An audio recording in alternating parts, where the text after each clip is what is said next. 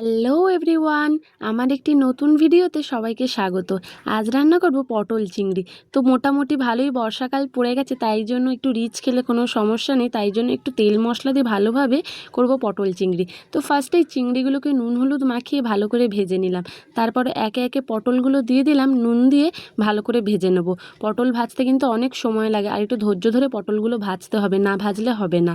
পটল ভাজা হয়ে গেলে আলুগুলোকে দিয়ে দেবো, নুন দিয়ে ভেজে নেব। ভাজা হয়ে গেলে গোটা জিরে দিয়ে দেবো, আর একটু বেশি করেই পেঁয়াজ দেবো। এবার পেঁয়াজগুলো ভাজা হয়ে গেলে একটু রসুন বাটা আর অল্প আদা বাটা দিয়ে দেবো, দিয়ে ভালোভাবে কষাবো। কার কার এরকম হয় বলো তো, রান্না করার সময় টমেটো দিতে ভুলে যাও? আমি প্রায় সময় ভুলে যাই। তো যাই হোক, তারপরে টমেটোটাকে দিয়ে দেবো, দিয়ে সামান্য নুন দিয়ে দেবো, তারপরে হলুদ গুঁড়ো, লঙ্কা গুঁড়ো আর অল্প জিরে ধনের গুঁড়ো দিয়ে দেবো, দিয়ে ভালোভাবে আলুর সাথে মিশিয়ে নেবো। তারপরে ভালোভাবে কষাবো, আর যে ভেজে রাখা পটল আর চিংড়িগুলো ছিল সেগুলোকেও দিয়ে দেবো, দিয়ে ভালোভাবে কষাবো।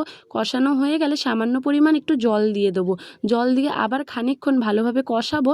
কষানো হয়ে গেলে পরিমাণ মতো জল দিয়ে ঢাকা দিয়ে দেবো। তারপরে খানিকক্ষণ ফুটে উঠলে ঢাকা খুলে দেখবো যে আলুগুলো সেদ্ধ হয়েছে নাকি। আলুগুলো সেদ্ধ হয়ে গেলে আর ঝোলটা শুকিয়ে এলে ওপর থেকে একটু গুঁড়ো গরম মশলা ছড়িয়ে দিলেই তৈরি আমাদের পটল চিংড়ি। একদম ঝাল ঝাল কষা কষা খেতে হয়েছিল, মারাত্মক সুন্দর খেতে হয়েছিল। গরম বলে তো রিচরাচ আর খাওয়াই হতো না, বর্ষা পড়েছে তাই জন্যই এই